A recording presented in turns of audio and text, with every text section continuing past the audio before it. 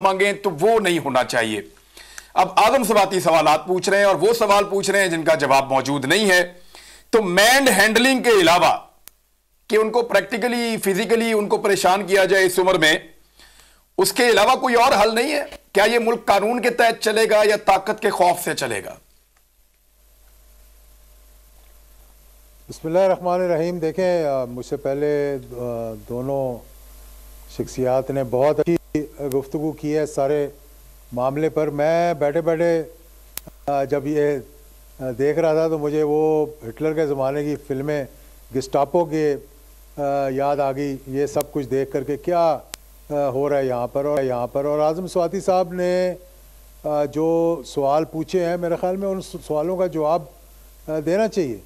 और अब मैं ये सब समझता हूँ कि एक ऐसी पॉलिसी सामने आनी चाहिए जिसमें कि ये सारी चीज़ें रिवर्स होनी चाहिए। अब एक एस्टेब्लिशमेंट के अंदर भी तब्दीली आई है, उस तब्दीली को एक खुशाइन तब्दीली, एक खुशहाल तब्दीली, इस आवाम के लिए भी एक तब्दीली और इस्टेब्लिशमेंट के लिए भी एक तब्दीली आनी चाहिए। और इस तरह से जिस तरह से ये रजीम चेंज हुआ, जिस तरह से इमरान खान साहब पर हमला हुआ, फिर वहाँ पर एक FIR जो है वो स्टेट ने इसलिए कटवाई कि दूसरी FIR कट ना सके। तो यहाँ पर तो 50 FIR आप कह रहे हैं कि कट गई हैं और वो क्लब भी नहीं हो रही आपस में और उसके बारे में कुछ बातचीत भी नहीं हो रही। फिर उस शख्स को जो 75 साल की जिसकी उम्र है, कम से कम 10 दफ़ा सोचना चाहिए ऐसे शख्स को हाथ लगाने। अगर खुदा ना खास्ता कोई अल्टीमेट हो जाए तो कौन जवाब होगा यहाँ पे?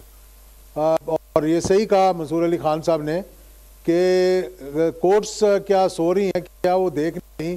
पहले तो एक ज़माना मैंने देखा था कि छोटी छोटी बातों पे सुओ मोटो होता था। यहाँ पे कभी IG को बुलाया जा रहा है, कभी किसी DPO को बुलाया जा रहा है, कभी किसी SHO तक को बुलाया जाता था वहाँ पे पूछने के लिए चीज़ें। और यहाँ पर एक जो अपर हाउस है जिसकी बड़ी रिस्पेक्ट है पूरी दुनिया में, चाहे वो अमेरिका हो, चाहे वो बरतानिया हो, चाहे वो हिंदुस्तान हो, हाउस ऑफ लॉर्ड्स का एक बड़ी इज़्ज़त है और वहाँ पहुँचना बड़ी इज़्ज़त की बात है। तो वो शख्सियत अगर उसके साथ ये हाल हो रहा है तो एक आम आदमी जो सड़क पे वो तो नज़र ही नहीं आएगा कि कहाँ गया वो। इसको तो कम से कम सारा पाकिस्तान, सारी सेनेट वॉच कर रही है और ये देख रही है। मेरा ख्याल है चेयरमैन सेनेट को भी इस मामले पर कोई पेशरफ करनी चाहिए थी। ठीक है, अगर कोई ऐसी बात हो गई है जो किसी को पसंद नहीं आई तो नहीं। एजाजुल हक साहब, आप समझते हैं कि चेयरमैन सेनेट में इतनी सख्त है, उनका इलेक्शन कैसे होता है, वो कैसे जादू उनका चलता है, कैसे वो जीतते हैं, ये तो सब जानते हैं। सवाल ये पैदा होता है कि जो लोग ताकतवर हैं वो तो ताकतवर हैं।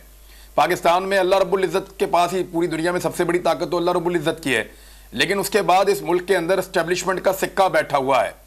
क्या वो इस मुल्क को ताकत से ही कंट्रोल करना चाहेंगे आइंदा भी या कानून से? बड़ा सवाल तो ये पैदा होता है, क्या पॉलिसी बदल रही है या सेम पॉलिसी है? देखिए, मैं तो रिकमेंडेशन ही दे सकता हूँ ना। मैं तो ये समझता हूँ कि ये वक्त है इस वक्त के एक नई शुरुआत का।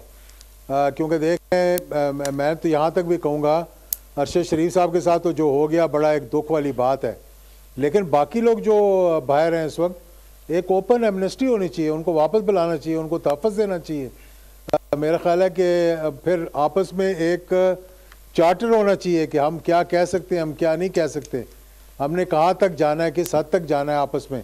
और एक बात और भी मैं आपको बताऊँ इमरान साहब के, कई दफ़ा ये शाह से ज़्यादा शाह के वफ़ादार होते हैं। इसमें कोई नहीं कि उनकी कितनी मुदाखलत है इसके अंदर। ये जो सारा मामलात हो रहे हैं और जो कुछ हो रहा है, कई दफ़ा वो भी अपना, लेकिन सर शाह इतना बेखबर नहीं हो सकता इस सोशल मीडिया के दौर में। शाह से ज्यादा अगर शाह के वफादार ये कर रहे हैं तो शाह बेखबर नहीं हो सकता, शाह बाखबर होना चाहिए। ये दौर कोई और है सर। मैं बिल्कुल आपकी बात से मैं मानता हूं, मैं ये बात समझता हूं, लेकिन अगर ऐसी बात है तो उनको फिर आकर ये बात अयान करनी चाहिए।